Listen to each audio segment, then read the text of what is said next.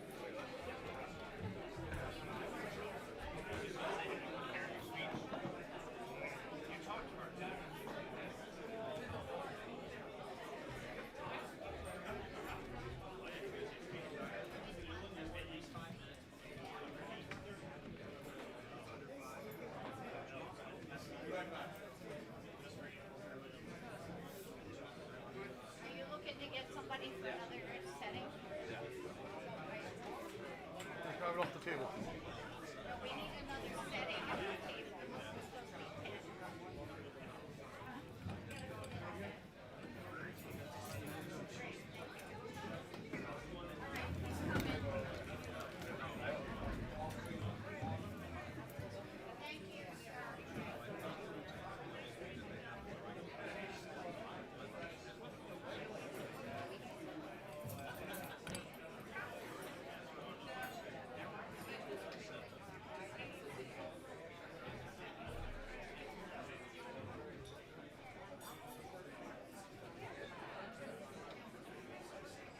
Okay, welcome to the 2025 Tiverton High School Athletic Hall of Fame Banquet. My name is Matt McGuire. I'll be your MC for this evening. This is our 11th year of inducting former Tiverton High School athletes into our Hall of Fame. Before we get started with the evening, I'd like to introduce some people here. Superintendent Christopher Haskins. I don't see him, but I believe Assistant Principal Joao Ruder is here tonight, somewhere. Tiverton High School Athletic Director Ken Govea. And school committee members Deb Polish, Jocelyn Sherman, and her husband Pete.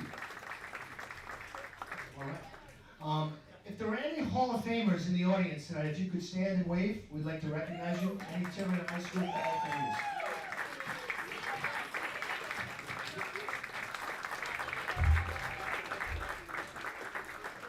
I'd also like to acknowledge the Tiverton High School Athletic Hall of Fame Committee. Mr. Bill Phillips, Andrew Gaychuk, David Landock, Jerry Arquette, Steve Lake, Lynn Nicholas, Cynthia Gonzalez, Colleen Barboza, Rachel Mata, Ellie Byrne, and Mr. Robert Murray. All right. Also, a special thanks to Stevie Rice. We are in the big time this year, being broadcasted live on YouTube tonight, so thank you, Stephen. And also to Sam Troyer for being our evening photographer. Sam Troyer. Just a couple of extra plugs. Steve Bonus for running our annual Tiverton High School Hall of Fame golf event back in October. Raised $1,000 for this event tonight, so we thank him. Also, we'd like to thank our sponsors, VD Automotive Group, who was our lead sponsor, Coastal Property Management, Steve and Joanne Lake, Century 21 Top Sale Realty, Bally's Tiverton, McGovern's Family Restaurant, JL Trophies, and Paul Press. We couldn't do it without your help. So before we eat, I would like you to bow your heads for grace. Bless us, O Lord, in these thy gifts, for which we are about to receive from thy bounty. Through Christ our Lord. Amen. Okay, time to eat. We'll start off. Coach Dias, your table first. You guys can go ahead. Mr. Sterling, you can take your group up. Time for some food. And Mr. Brigham, you guys can go up.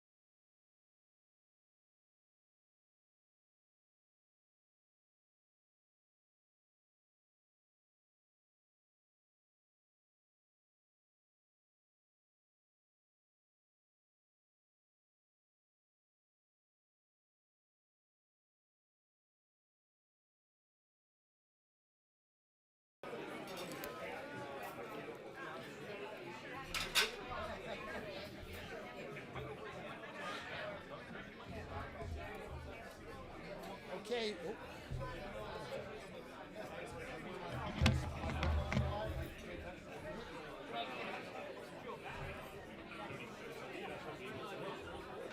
Good, you're good. Test. What's that? I'll be right back.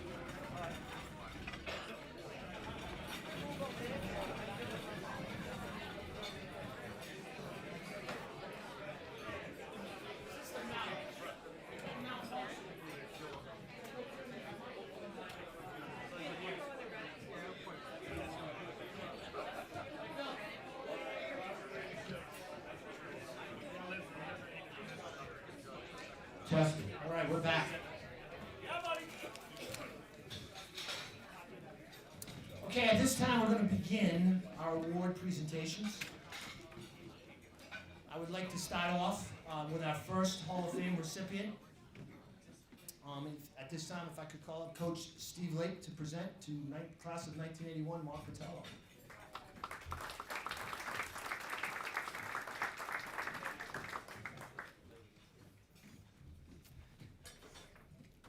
Good evening, everybody. How are you all doing? I'm reading tonight because my wife says I get off track, so here we are. It's truly great to see so many athletes, coaches, educators, friends, and fans here tonight. Thank you all for joining us.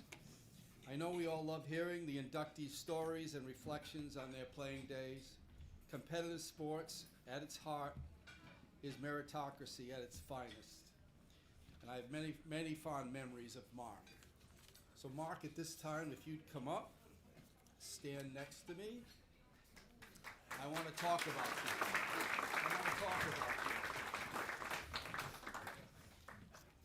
In 1980, Mark emerged as a starting catcher on a young but talented baseball team. He proved to be a consistent hitter, and you can disagree with me or add if you'd like, jump right in. His memory is better than mine. He proved to be a consistent hitter in the middle of the batting order, a great defensive catcher, and essential team leader. This 1980 team, due in large part to Mark's exceptional play, eventually became league champions and reached the state Division II finals. That team was loaded with underclassmen, making Mark's leadership, hustle, and overall performance particularly invaluable. In 1981, his senior year, Mark was recognized as one of the state's best baseball players. He served as the team captain, the starting catcher, and a leading hitter, batting well over 300 in the heart of the order. He was a valuable performer on one of the top baseball teams in the state. We're Eastern Division champions that year, which is a very competitive Division I league, or I should say was a very competitive Division I league that included Rogers, Middletown, Portsmouth, Bristol, Warren, and Barrington high schools. Mark was rightfully recognized as the catcher on the first team All-Eastern Division and selected as All-State. Mark also was a great football player. I don't have anything prepared for football, but I know Coach Murray speaks very, very highly of you, and we all know that just as aggressive and a great leader in football as well. Mark, congratulations. Welcome to the Hall of Fame.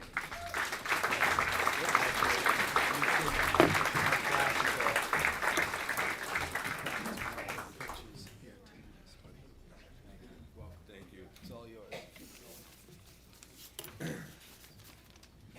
I want to thank everybody for coming here, myself, but a little nervous here. It was a long time ago. We had a lot of fun, a lot of fun. And when Matt called and told me about the getting this award, I thought he was pulling my leg. I mean, that was so many years ago, a lot of years ago. Brought back a lot of memories, and I just want to say thank you, especially to Coach Steve Lake, Bob, great times, and Matt, I love you, man. Man, saved my life. I just want to say thank you, and thank you to the McGovern family for having us all here, and everyone else. Thank you so much.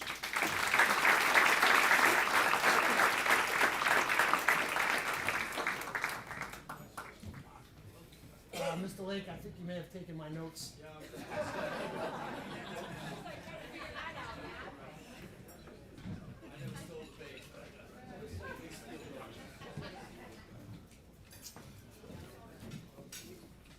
Our next recipient is a 1982 graduate, also a catcher on the baseball team, Chris McLaughlin, to be presented by both Bob Murray and Steve Lake.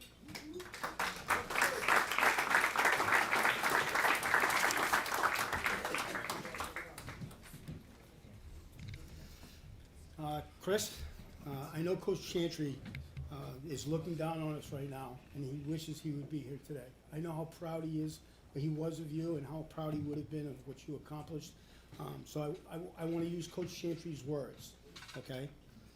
Chris was an outstanding offensive and defensive tackle his junior and senior year. He was elected co-captain of the 1981 team and did a great job as a team leader. Named second team All-League for 2 consecutive years and nominated for the Vince Lombardi Block of Granite Award in 1981. Chris gave 48 minutes of solid football every time he stepped on the field. That's Coach Chantry's words. Mine. The Block of Granite Award is one of the most prestigious awards a football player can be nominated to. It represents 9 schools in the southeastern Massachusetts area and 1 Rhode Island school, Tiverton. It's an award that recognizes the best linemen in the area, the southeastern Massachusetts area. 2 of the 3 years, Tiverton won that award. The Mass schools decided that they didn't want Tiverton in the awards process any longer. So that award, to me, being nominated, is probably one of the finest things that could ever happen to an offensive or defensive lineman, and you represented our school well for it.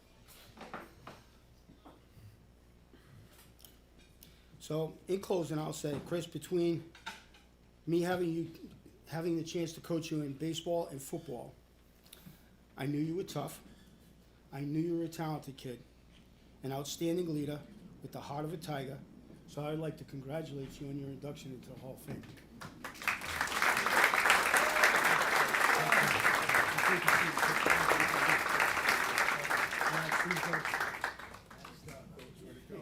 Now you gotta hear me, Chris. Stay up here, buddy. Because if you follow the years, Chris followed Mark. And did you play as a sophomore on the varsity? Yes. You did, okay. I know you played the outfield both your sophomore and junior year, and I know he hit over 300 both of those years. I know because I saw the notes that you gave me. The stats. He was another fantastic baseball player who consistently contributed to Tiverton's winning ways in the early 80s. He was a two-way starter, hitting well over, a 2-year starter, hitting well over 300 during both his junior and senior seasons. His junior year was spent in the outfield because Mark was the catcher. For his senior year, Chris stepped in as the starting catcher, expertly filled the void left by Mark Patello's graduation. During that magical 1982 season, Chris handled a very talented pitching staff. And if you know anything about baseball, you're not going to be a good pitching staff unless you have a good catcher. His smart, steady demeanor made him the perfect complement as he started every game, hit in the heart of the order, and consistently got on base and knocked in runs. Chris was a key to that 1982 state championship team, which of course also was previously inducted into the Hall of Fame. I think you were there that night. Chris, his senior year, earned all Eastern Division honors and was selected as an all-state baseball catcher that year. He also excelled in the classroom and was a consistent, honest student. I'm very excited to hear Chris's story. I've heard bits and pieces. Thank you, Coach. Congratulations. Thank you so much. So well deserved. Thank you so much.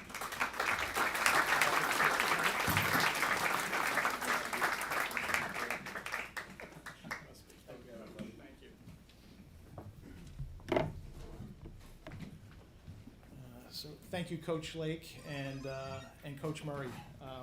It's been a a great honor to be inducted into the Tiverton Athletic Hall of Fame for a second time. First in 2013 with our 1982 baseball team, and then individually this year. You know, it's when I think back on our special season in 1982, there were a lot of things that happened that a lot of people could say that we were lucky, right? That we were lucky to do certain things. When we were down by 2 runs and we send up a pitcher to hit who we had a DH for all year long, Donnie Snell. 3-2 and 2 count in the bottom of the 9th, and he gets a hit, scores 2 runs, and it's a walk-off win. The rest of our season is done if we don't do that. So Donnie Snell, pitcher not known for hitting. In the playoffs, Dickie Phillips, he's a vicious hitter. Didn't have a win, I think, on the mound as a pitcher. Goes out and throws a 1-hitter in the playoffs, I think, against Barrington. Once again, another kind of situation where were we lucky, or was it something else? Luck is what they say is the kind of the intersection between preparedness and opportunity, and I think we had both in a lot of those situations that enabled us to have a great season. But the preparedness is really a tribute to the coaches that we had, right? Both Coach Lake, Coach Murray, in that year, that really allowed us to excel. They drilled us until it was second nature. They drilled us for stressful game situations, so that when we were up against much bigger opponents, larger schools, we were able to excel every time in every game situation. So that's a little bit about the class of '82. Football was also a great honor for me. Like Mark Patello, I got to serve as a team captain in 1981 with Paul Michaels, and it was a great honor. Some of the people who I think are going to be inducted later from the class of '84, I think they were freshmen when I was a captain my senior year. So hopefully I had a positive influence on some of them. They certainly went out and excelled for Coach Murray in that splendid year. But I'm very grateful for Tiverton High School, the athletic program, the committee, the selection committee for this event, for my coaches, and also for my family. A lot of them here today from Tiverton, my daughter from New Jersey. So I'm very, very honored to be back in Tiverton to receive this award. So thank you very much.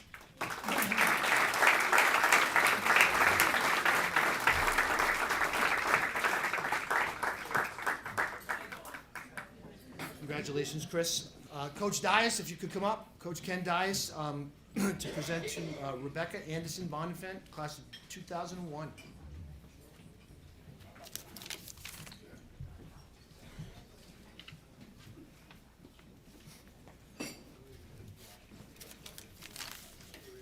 First off, congratulations to all the inductees tonight. When I first met Becky, she comes over, I always like to use the term come over the hill because we always play down the lower field. She's a little girl, and I'm like, what is she gonna do to help us out? She came with Susan Hathaway. 2 peas in a pod, couldn't separate them. What ended up happening over the next 4 years was Becky was one of the best left forwards to come through the Tiverton High School field hockey program. And that kind of says a lot about during that time. She was an incredible goal scorer, disciplined in her play, holding the backside of the net constantly. She must have had at least 30 tip-ins, which is just being in the right place in the right time. And it takes a lot of discipline to do that. What made her such a threat in the circle was she could do it all. Rip a shot from the top tip, distribute to her teammates. Becky was in a league of her own. And in her career, she had 68 goals. And I believe that I can't find anything that says otherwise, that that's the most by an individual in Tiverton. And she had 21 assists, so to prove that she wasn't selfish. She had 1 4-goal game, 1 5-goal game, and 5 3-goal games during her career.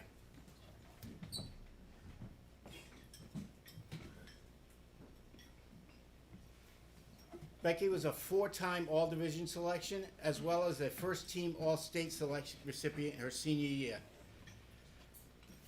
Becky played a key role in multiple state championships victories, and is now in the Hall of Fame with 8 other of her teammates. What other TH athletic group can say that? 8 Hall of Famers that she got to play alongside with. Becky was an incredible hard worker, always came ready to work hard. She led by example and was a role model for the younger players to look up to. First to practice, last to leave, always encouraging teammates and always putting team first. Those qualities last long after the final whistle. And Becky, she was a great teammate, an awesome player to coach. Becky made my job pretty easy. When she was on the field, in the back of my mind, I knew Becky Anderson's goal was coming, and she always delivered. It is my honor to now induct Becky Anderson into the Tiverton Athletic Hall of Fame.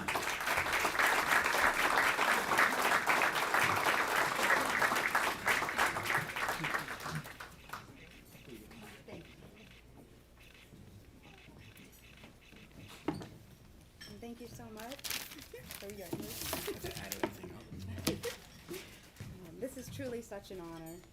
When I joined the field hockey team, I had never heard of field hockey before. A friend of mine told me that it's just a lot of running. So it just shows you, from me standing here accepting this award, it shows you what an amazing coaches we had, and I had the pleasure of playing with the best group of girls. We had so much fun. Everybody just got along, and we just had the best time. And I'm so proud to be part of such a wonderful team. And I will forever be grateful. So thank you.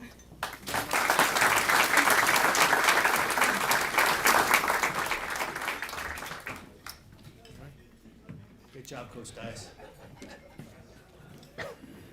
Okay, at this time, if we could call up Coach Jack McKinnon to present to Renee Boudrier-Toll, class of 2002. Good evening, everybody. Before I start talking a little bit about Renee, I would like to just recognize the members of the Hall of Fame committee. Knowing the work that you guys put in over the course of the summer, putting this whole thing together, contacting people, thank you very much for doing that. It's certainly no easy task in any way, shape, or form. I'd also like to congratulate all of the award winners tonight. You know what?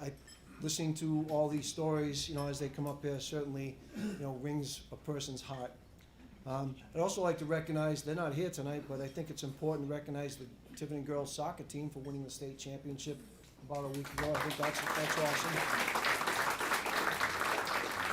And also, I think the girls volleyball team, which made it to the final. That's outstanding. It's truly an honor for me to stand up in front of you tonight and induct one of Tiverton High School's all-time softball great pitchers into the Athletic Hall of Fame, Renee Boudrier. As Mr. Lake was talking about, being a pitcher himself, they say fast pitch softball is 90% pitching, and the other half is defense. Renee came to Tiverton High School as a sophomore, spending her first year at Bishop Conley in Fall River. At that time in 2000, Tiverton truly was loaded with some outstanding female athletes at Tiverton High School. Several of her teammates, 5 of them to be exact, are also in the Tiverton High School Hall of Fame. And not just for their prowess on the softball field, but for their ability on the pitch or on the field hockey field, and also on the basketball court. Adding Renee to our team took us from being a very competitive playoff team to being a competitor for the state championship. Renee threw hard, she threw strikes, she mixed up her pitches, she kept batters off balance, mixing up her pitches between fast and rising fastballs and what have you. She really did an outstanding job. In 2001, as a junior, Renee had an overall 24-3 record, 22-1 in league play. As a softball pitcher, you don't have not necessarily the days off. If you're good to go, you're good to go. And she would get the call and answer the call every single time. She led us to the state championship, beating Coventry High School 5-2 at Notty Park in double elimination. The following year, under the leadership of Coach Arthur Mello and fellow Hall of Fame inductees Allison Beck, Deanne Viveris, and Melissa Camara, the Tigers again won their second consecutive Division II state championship. In league play over the course of 2 years, Renee was 36 wins and 3 losses over that time. That's outstanding. With poise and precision, determination, Renee guided Tiverton to back-to-back Division II softball championships in 2001 and 2002, an achievement that still remains one of the finest achievements in Tiverton High School softball history. Anyone who watched Renee play remembers her focus on the mound. She had a presence that commanded attention of everyone. She wanted the ball, and she was confident. She lifted everyone else up around her. Her teammates trusted her completely, knowing that when Renee had the ball, the Tigers always had a chance. But what truly set Renee apart was beyond her strikeouts and her victories and her no-hitters, she was a true leader. She had humility. She had the team-first attitude. She didn't bat for us. In the half inning, when we went out to bat, she would be on the bench, and she would be cheering on her teammates and supporting her teammates. And her teammates truly rallied around her. Those championships weren't just about trophies. They were about teamwork, resilience, and believing in something bigger than themselves. Renee embodied all of that and helped write a new chapter of Tiverton softball that will not be forgotten. Tonight we celebrate not only her incredible accomplishments as a player, but also that legacy of pitching that she leaves behind, and one that continues to inspire new generations of softball players. And I know I watched Tiverton softball, from a distance, and I know Coach Brigham has them as strong as ever. On behalf of the Tiverton High School Athletic and Athletic Hall of Fame, it's my great privilege to officially have Renee Bugia into the Tiverton High School Athletic Hall of Fame. Renee lives in Italy. She has a family in Italy, so receiving this for her tonight is her mom.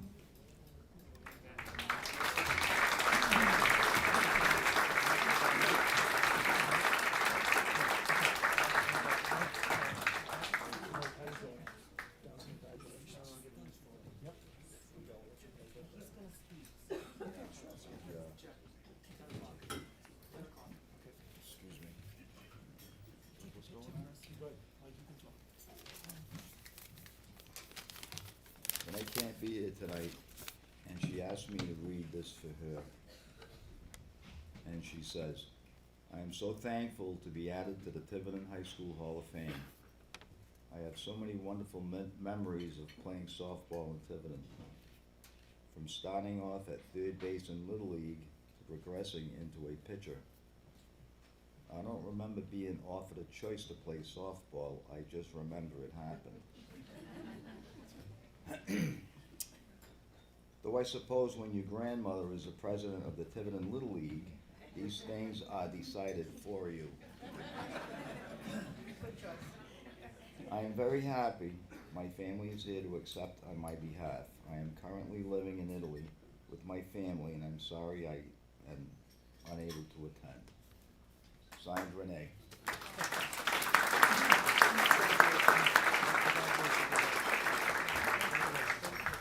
Congratulations.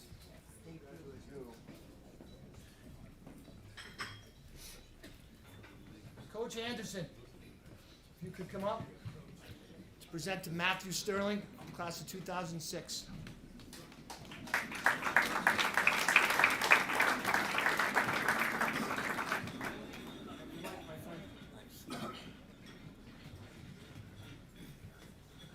Where's Matt? Matt's right there. Red shirt, 11 Okay. o'clock.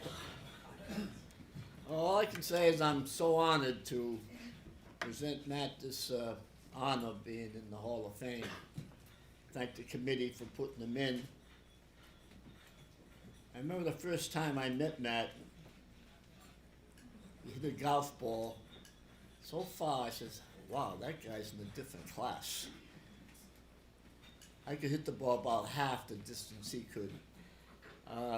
Anyway, Matt was all Eastern Division all 4 years at Tiverton High School. He was put on the All-State, Providence Journal All-State team 2 years in a row, his junior and senior year. But besides all his skills in golf, he was just a great individual. Helped the other members on the team, came to practice every day, gave 100%. My big sport in high school was probably basketball, and I used to sneak in to watch Coach Arquette's teams in the gym. And Matt played for Coach Arquette, and I just watch him how he played. He worked so hard. And I said, that's a sign of a great athlete, an athlete who works hard. So I have nothing but praise to say about Matt Sterling. He was also an honor roll student for 4 years at Tiverton High School. That 06 team put Tiverton on the map. They won the Open State Championship in 2006. I'm not big on statistics, but I am on this one. The only Newport County team to ever win a state championship in golf over the last 70 years now. 70 years. Tiverton High School won it in 06. Rogers High School won it in 1955, I believe, when I was a student. And that's an amazing statistic. Portsmouth has good teams, you know, all the Newport County teams. So that's, I always say, he put us on the map that year with Devin Beck and Ben Conway and took other players. But Matt used to work with some of the other players and teach them fundamentals. I called myself the coach moderator that year. And I called him the coach because he could teach the kids better than I could teach the kids. And I just have so many great memories from there. But besides his skills in the athletics, it was just how he worked with people, his manners, his come to practice every day, give 100%. That was so impressive to me. When I look back at my career, I just feel so honored to have the opportunity to be associated with young men like Matt Sterling. I see Devin Beck here tonight too. You know, all those type of guys I had the opportunity to be associated with. Makes my life worth living when I look back at it. So many great memories. I know when Matt left high school, he went on to Eastern Carolina, where he was a walk-on. He led it 3 years for them. And when he graduated from Eastern Carolina, he volunteered, I believe, as a assistant graduate golf coach. And he did that while he worked on his master's degree in business. And when he graduated and got his MBA, he was hired by South Carolina, Eastern Carolina, full-time as their assistant golf coach. Now that tells you something. He must have done a great job for a college to hire him to be their assistant golf coach. I know today he's married with 3 wonderful children, 2 boys and a girl, 2 twins. I just love looking back at people like this and realize how lucky I've been to work with young men like Matt Sterling. I love you, Matt. You're the best. And oh, by the way, when he worked for, when he played for Eastern Carolina, they have another award. I think it's called the USA Achievement Award for academics. I know Matt achieved a GPA of over 3.75 for his junior and senior year at college. So how can you not be proud of that, you know? So without, Jerry Aquit said, don't talk too long, Andy, so I said, I better get off the phone. So at this time, I'd like to present Matt Sterling, who is the most valuable Hall of Fame award. I love you, buddy.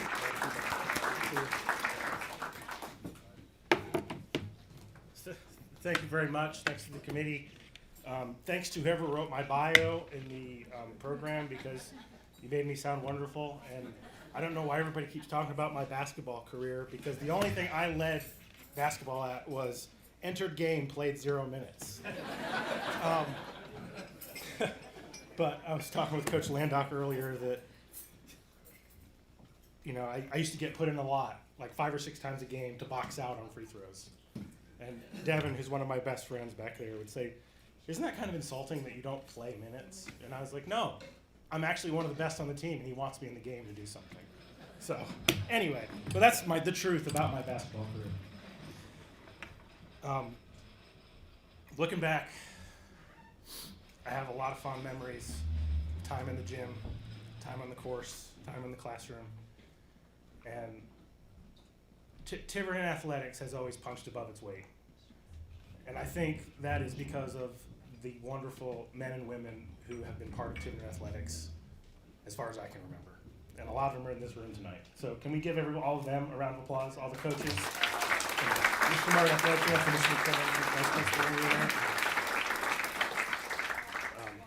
thank you very much. I appreciate this. This is going to go in my workshop on the wall right next to our team induction award, which is something I still look at and have fond memories of. Thank you.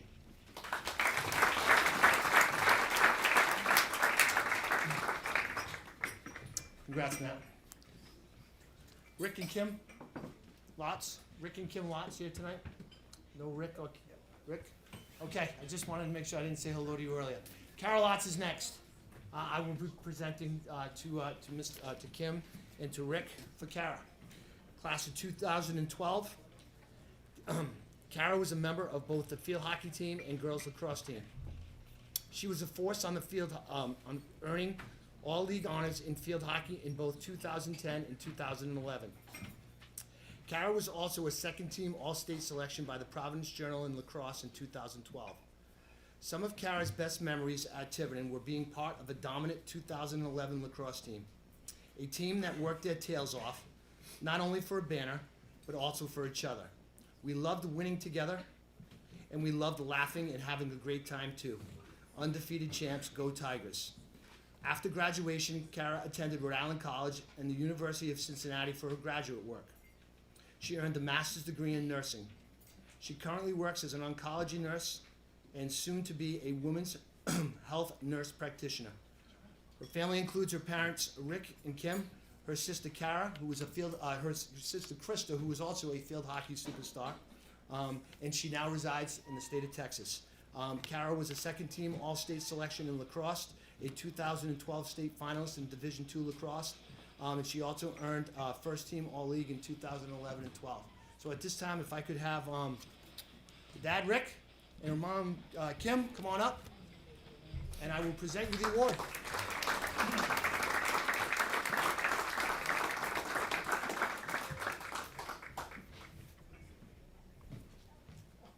I'm sorry I didn't get to see you earlier.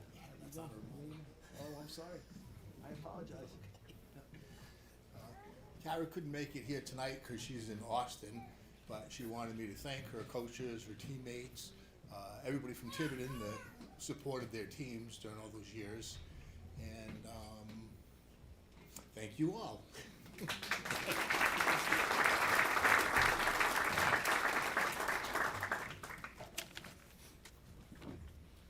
Coach Mon?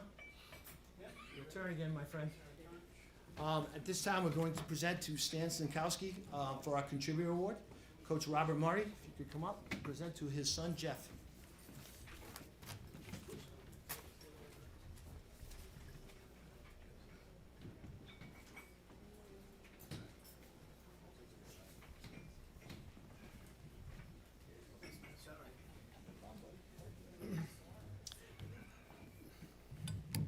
I'm going to read something I don't normally do. I normally can do things from the heart, but this man was a very special man to me. And I want to make sure I get it right. I want to make sure that I don't leave anything out. If you didn't get to know Stan, and I'm going to babble for a second, if you didn't know Stan, you might not like him, because he was a big, strong, tough guy. And I kind of love that. So my first introduction, and I'll do it now. Stan was a graduate of Durfee High School, a member of their basketball team and won a state championship, and then the New England Tech tourney. I came from Fall River. I was a Durfee athlete. I understood what the Tech tourney was. My father was the color guy for WJAR. I used to sit in a little basket at the Boston Garden and watch them play. To win the Tech tourney, you beat everybody in New England. And Stan was special. He was really, really special. He received a full scholarship, a basketball scholarship, to attend Boston College. And then in 1988, he was inducted into the Durfee Athletic Hall of Fame. And you have to understand, there were, I think my senior year at Durfee, there were, and there's only 10, 11, and 12, there were 2,000 kids in that building. When I first started as a 10th grader, I think we were 2,800. But when kids turned 16, the Portuguese kids went to work, the boys. So the population plummeted. So to be inducted into that Hall of Fame with so many athletes is an amazing accomplishment. He and his wife Cynthia had 4 kids: Jane, Jeff, Dave, and Kerry. And I've met 3 of the 4. Jane died in an accident in Jamestown, which hurt Stan deeply. He became the superintendent of schools in the mid-70s. With the help of Cynthia, Mr. and Mrs. Cook. Mr. Cook was the athletic director at the time. Mr. and Mrs. Raposa. Mrs. Raposa was a school board member. And they've both been inducted into the Hall of Fame. Mr. and Mrs. Lake, Steve's mom and dad, they started the first Tiverton Athletic Booster Club. It meant an awful lot to Stan that his athletic program be special. And he knew that you had to recognize kids for their achievements, and that was the purpose of it. In the strongest sense of the terms, Stan wanted a football program that would be a consistent winner. When I started my coaching career in 1976, my first interaction with Stan was in October of 1981. That's the first time I met him. Been there for 5 years, never met the guy. I was called to the superintendent's office prior to a football practice, and you have to understand that I don't like missing football practice. I got down to his office and was asked to sit. It had to be over 30 minutes, and now I'm getting a little itchy because I should be somewhere else, and I'm sitting in an office. This very large man came out. He looked at me and said, "Are you Murray?" I said, "Yes." He said, "Come in." We shook hands, and as I sat down, he said, "Are you nervous?" And I responded, "Yes." And he asked me why. I said, "Because I don't know why I'm here." So he looked at me and he said, "Did you apply for a job?" And I said, "Yes." He said, "Well, this is your interview." And I said to myself, wait a minute here. Job interviews, you get a phone call, you get told you're going to prepare, you're going to come. No, we're doing it impromptu. Here we go. Over the next few years, we got to know each other well. I learned how badly he wanted his football program to win. So in 1984, perfect timing, he got his first football championship. The years passed and Stan retired. The next time I saw Stan was in 1990. I was at Pierce Field, and we had just beat North Province for the school's first Super Bowl championship. The exit for the parking lot was in the north end zone. I had just walked to the south end zone to pick up a football. I was one of the last to leave the field. As I turned to the north end zone to get to the bus, where you get to the bus, a man was standing in the end zone, or up on the ramp, up on the hill in the end zone, in the north end zone. As I got closer, I realized it was Stan, and I was excited. I mean, this is a guy I had a great deal of respect for. I walked up the ramp. I had my arms full. I had the headphones, and I had a ball. So I was about halfway up, and he looked me square in the eye and says, "Bobby, I'm proud of what you've accomplished." So I went to put the football down, put the headphones down, and when I went to look up, he was walking away. I didn't even get a chance to shake his hand, but I understood what he wanted and how important it was to him at what our team had just accomplished. I thought the world of Stanley was tough, sometimes uncomfortably tough. But I found a warmth and a goodness in him that made me respect him even more. Years passed, and I learned of his passing, and learned that my name was in his obituary. His family had asked, in lieu of flowers, donations be made to the Tiverton Athletic Department, sent care of me. When Cynthia passed, again, the same request. With those donations, we came about $6,000 in their memory. Now, we used to have a 6A account, I don't know if they still do, and I was able to raise a lot of money over a lot of years, so that money got put aside for someday a purpose, for a quality purpose. Many more years passed, and our girls softball team had been playing down at the town farm. It wasn't a good situation, so I asked the Sinkowski family, and I believe it was Jeff that I called. I think Jeff, you were superintendent of schools down at Charo, Jeff? Were you the superintendent of schools down at Charo? Principal, that's what it was. So I called Jeff and asked if it would be okay if we build a softball field in the memory of Stan. And Cynthia, obviously. So with the monies donated in Stan and Cynthia's memory, along with about $8,000 of football fundraising money, a field was built so that the girls could play at the high school. Bill McGee built that field. So there was a major donation being made because Bill contributed to that. So when the field was built, I said, mission accomplished, outstanding, and the girls were able to play. But I never really finished something I should have before I retired. I have a regret because of that, and hopefully tonight I might be able to take care of that regret. Mr. Haskins, I need your support and a little bit of help. I know we've never met. I don't even know where you are in the room. Okay? I need to finish something that I started. I would like to dedicate our girls' softball field in the memory of Stan and Cynthia. I know that I may not be doing this in the most appropriate place, but I'm hoping that you would consider this for Stan and Cynthia and myself. They helped build it, and I would be so honored, even if I have to use my own money, which I'll do, okay, to dedicate that field in memory of Stan and put a plaque up there so that Cynthia and Stan are always remembered in the lore of Tiverton athletics. So a little pressure, Chris, like Stan would do to me. I'm hoping that you can help me. I'll leave you my cell phone number before I leave tonight so we can communicate. And hopefully over the next year, maybe we can get something done so we can do what I should have done many, many years ago. This is on me.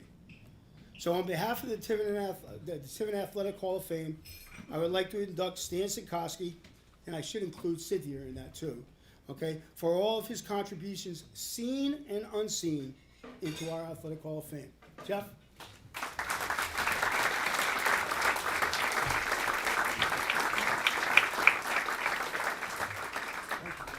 appreciate it, really do. I love you guys. I love you guys. This is for you. All right, share that with your family. I know that the Patriots are playing shortly, so I'm going to try to make this as quick as possible. First of all, thanks to the people who said how much they think I resemble my father. Unfortunately, he was 6'3", I'm 5'9", so I think that's what it ends. On behalf of my family, my brother, my sister, my son, I do tend to get emotional, so very special night for me. I was able to fly in from Florida yesterday, and I did not want to miss this. My dad was a high school football coach, basketball coach in upstate New York. And I remember I think in 7th grade, he came up to me and said, Jeff, we're moving to Tiverton, Rhode Island. And I started crying. I said, what? I was devastated. But Tiverton was a brand new school. I think it opened in like 1966 or something. He was the assistant principal. And I went to school there, and it was tough. You know, when your father's the assistant principal enforcing all the discipline. But eventually, it was a real positive experience. He then became the assistant superintendent, and as you all know, the superintendent of schools. My mother was a very positive force in terms of making him successful as all the woman in here, I'm sure, for your man. A couple things that my father really, really believed in strongly was, and for the people here that really didn't know Tiverton High School when it first opened, it was a state-of-the-art high school, one of the nicest in the state of Rhode Island. Unfortunately, it had no athletic fields whatsoever. So some of the guys here that I know that when we played baseball or some of the football players here, we actually had to take a school bus to go to Pecasset School every single day to practice. The games were at Pecasset School. And my father took a real upsetting attitude on that. And I think one of the things that really helped, and I think is a funny story, anybody here remembers David Raposa. He was an all-state catcher on the baseball team in the early 70s. And the parking lot and all the fields were grass this high. And the local newspaper, I think it was the Herald, came, took a picture, and a huge picture of David, and it said, catcher in a rye. And from that point on, the town sort of rallied, because as we all know, Tiverton's always had historically some difficulty raising funds through taxes, etc. And eventually the athletic fields were built. And I remember one day, my dad was going to give me a ride home. He wasn't at the car. He was down at the football field in the mud, checking the grade to make sure that he thought it was perfect. So anyway, the last thing I wanted to say was he was so proud of the coaches that he hired. The longevity, you never see, I don't think coaches last as long as Tiverton has. And I'd be remiss, I really don't want to name names because I know I'll forget somebody, but I have to honor Andy Anderson, who's here. He's one of the all-time greats.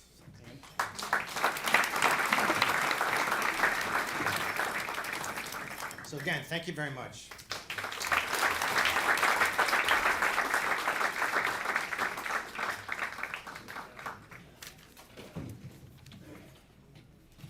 That was great. That was great. Coach Ma, 1984 football team.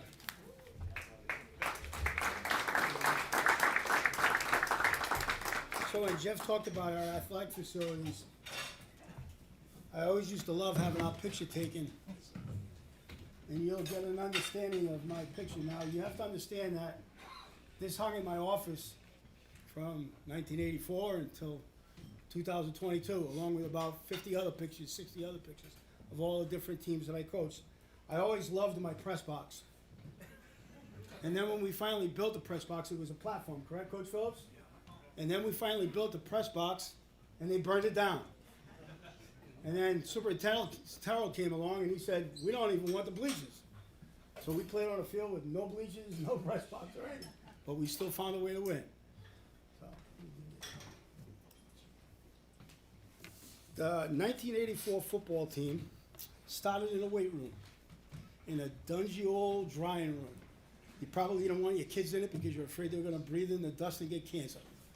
But on the walls, you had the 200-pound club, you had the 300-pound club, you had the 400-pound club, and we etched them on the walls, and they were in, I think it's colored chalk, and you had your squat, you had your bench, and you had your lift, or whatever the hell it was. And all the kids' names that achieved that goal. So if you got to the 200-pound club in the bench, your name went up on the wall. And whatever exercise we were doing, and we lived in that weight room. And I used that weight room as an etch. We are underdogs. This is the kind of grub we got to work in, and we're going to have to prove who we are. And those kids held on to that attitude just a little bit. And they got a little bit tougher. And I can remember when they were younger, it's best when you can do it. You give it to them a little bit, you give it to them, and the kids buy in. And they begin to believe that we've got something to prove and we want to do something. And this group of kids did. They just kept coming and kept coming and kept coming. Well, the second thing we worked on was, and this is a lesson I learned, my first year as a head coach, watch your defense, okay, call a play. Okay, great, okay, looking at the defense, great, it's going to be this, okay, we'll call the next play. You line up, if they're in a different defense, you get smacked in the mouth, and you go backwards. So I said to Michael, and I said to all the other kids, we're going to have to learn how to audibilize, which was probably revolutionary back then. And we decided that we would use a color, and then we would give numbers, and the numbers would change the play. So I had to spend a lot of time teaching leverages and learning positions. And eventually what happened was Michael got good at it. And as a result, Mike could come to the line of scrimmage. He brought Coach's play with him, and he got there and said, Coach, what the hell are you talking about? And he changed the play and go to where we were supposed to go because the defense didn't reflect what I thought I saw. Well, that gave us an even greater opportunity at winning Because now, instead of having an unsuccessful play, you had another successful play. So now it became more of a kids' team with ownership, and then there was a partnership between coaches and players. We had turmoil that year, where a coach had to leave. Well, at one point, I think we might have had 24 guys. Mark Patello was coaching the freshman team, correct, Mark? Where are you, Mark? You were coaching the freshman team, correct, Mark? You had like 35 kids. I had 19, or thereabouts 19. And I can remember saying to the kids, there's one of me and there's 19 of you. And I need you to be the responsible party. I need you to work at doing the things that have to be asked to be done. And they were great at it. They were absolutely great at it. The kids were as good as gold. They worked, and you could see the maturity. You could see the development of men instead of boys. We were playing North Providence, and we would get beat, and we called a sleeper play where somebody kind of comes in off the sideline and stands close. And to this day, Coach Phillips, we laugh about it all the time. Billy Burns was that kid. He was a junior. And, he was on the sidelines. Nobody knew he was there. And sure enough, he snapped the ball. Down the field he goes. Michael lays it up. He gets to the end zone. I think the game ended just shortly thereafter that. And we won. Well, that was a huge win for us because it put us in a position where we had to play Warren, who had the same record as us, for a championship. That year, that team gave up 47 points defensively. I think we had 4 shutouts. And the 4 shutouts came after the turmoil occurred. So they only got better as the season went along.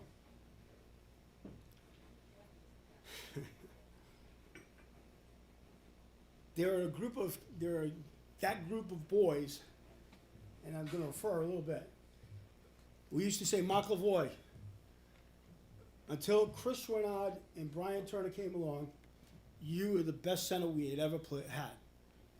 Scotty DeSantis and Billy Phillips, and Billy played both guard and tackle, were 2 of the best trapping people that I had. Donald LeBrew, who was a monster, along with Carl, played the tackles. And then there was this kid, Richie Hughes. We didn't think he could play a lick. He was the biggest surprise of our entire season. If it wasn't for him, I don't know if we'd have won because he filled a void that we didn't have. And he played it well. He played it really, really well. Then there was a kid, Matthew Cunningham, who I called Mr. Consistent, Mr. Clutch. You needed something, he could take care of it. And he wasn't much bigger than I was. He was brilliant. He was an absolutely brilliant student. But every time we needed something, it seemed like it ended up in his hands. We had a kid by the name of Michael Strom. We went to Situate, and Michael Strom was huge. His name was top of the list on that wall in the room. He was the strongest kid on the team. We went to Situate. We won. He got so excited he broke the window on the bus, and I had to kill him. I had to absolutely kill him. It was but that was the enthusiasm that these kids had. They were just unbelievable in terms of their want to be successful. Jimmy Burns. Jimmy Burns was our tight end. Jimmy Burns was probably still is, the best tight end that's ever played for us. Or one of the best tight ends that's ever played for us. You had Tommy Comedy, who played fullback. Sometimes he came in because Michael was off his rocker, and Tommy would take good care of it. We had Stevie Cabral. Stevie Cabral, big, tall, skinny kid. He was like a stallion. Could fly. And when you needed something, you pitched the ball to Stevie and he'd go. And the thing that was great about it, he was tough as nails. You had Paul Williams. Paul Williams was one of the scat backs. He'd come in, he was a sophomore or a freshman, just throwing the ball and Paul would take off. This collection of kids with a few others made a special group of kids. Well, we got to Thanksgiving, and we played a team that had beat us in my first year, 46-0. The second year beat us 36-8. We were both same record. Whoever wins the championship. And we worked really, really hard. And we took the first drive, we went down the field and we scored, and then there was no scoring. And it was back and forth. But we had won our first championship. Well, Pat Abruzzi was the coach from Warren. And Pat and I really didn't see eye to eye sometimes. And we put in this famous play.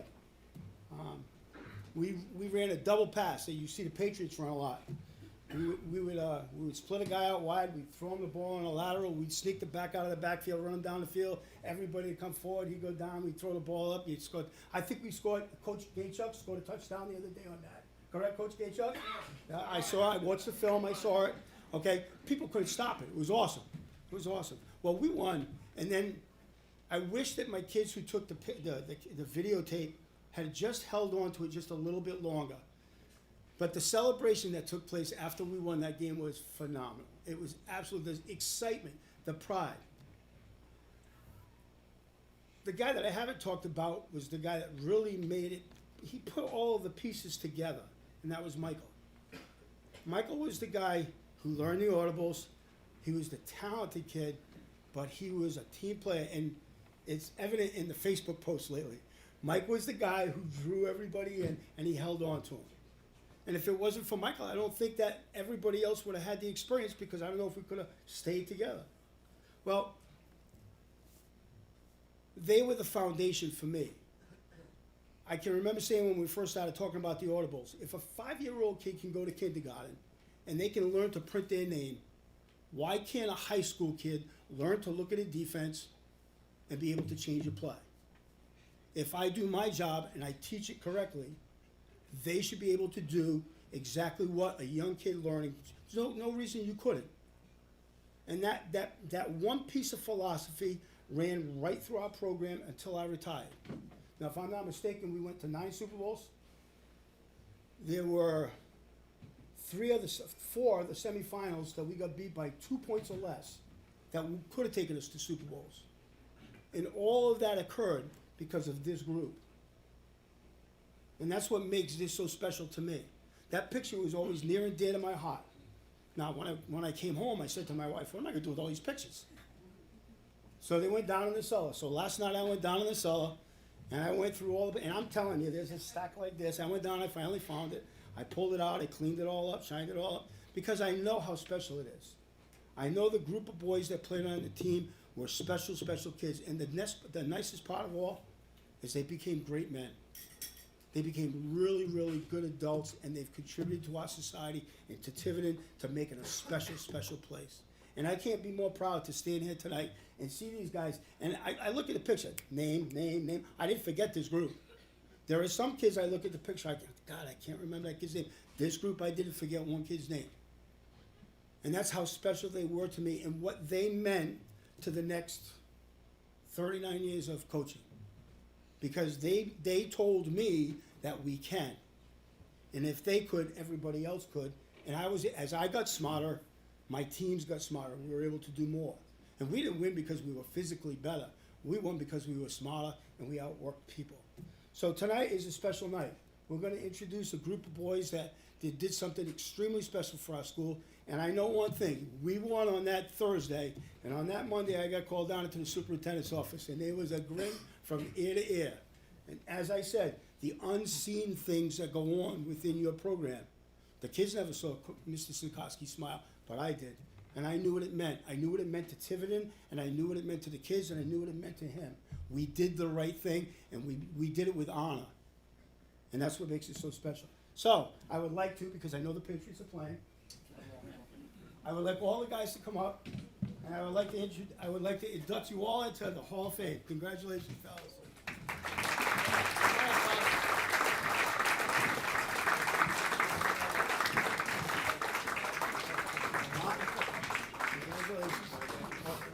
Yeah. Alan, congratulations. John, Good morning. congratulations, my friend. Congratulations, buddy. Good to see you. You got it. Thanks, buddy. All right. There he is. What's up, my man? I miss your brother, too. I want you to know that. Michael, how are you? Hi, Michael, good to see you. Bottom row, left side. All right, good to see you. Good to see you. Coach Phillips, Coach Phillips.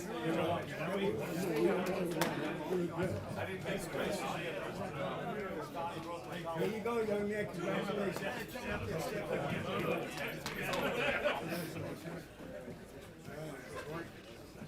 This is Johnny Garcia. The no hair just kills me. I'm waiting for that black hair. It's great to see you. Congratulations. Hey, thank you for coming out. I want you to know that. Thank you for coming out. It's great to see you. Stevie, my man, the sound. Huh? Yeah?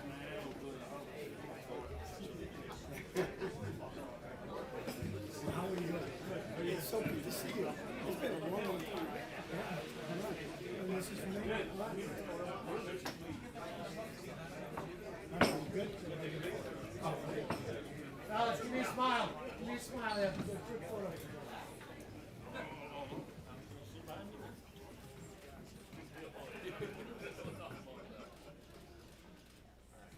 Thank you, guys.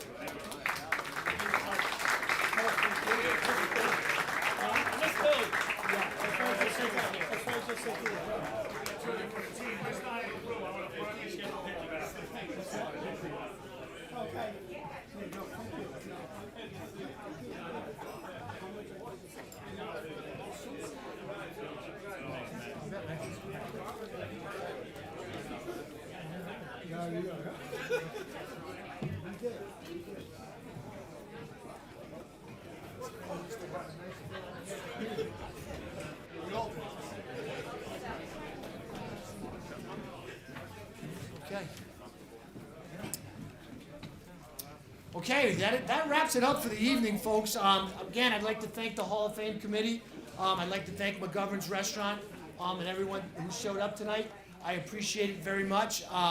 If you look on Instagram, Tiverton Athletics Hall of Fame, and on Facebook, we'll have some nice photos posted. And also, if you want to watch it again on replay, it'll be on YouTube TV. So thank you, Stevie Rice. At this time, you guys have a great night. Go Patriots. And if I could get all the inductees under the banner so we can get a group photo, I would appreciate that. Have a great night.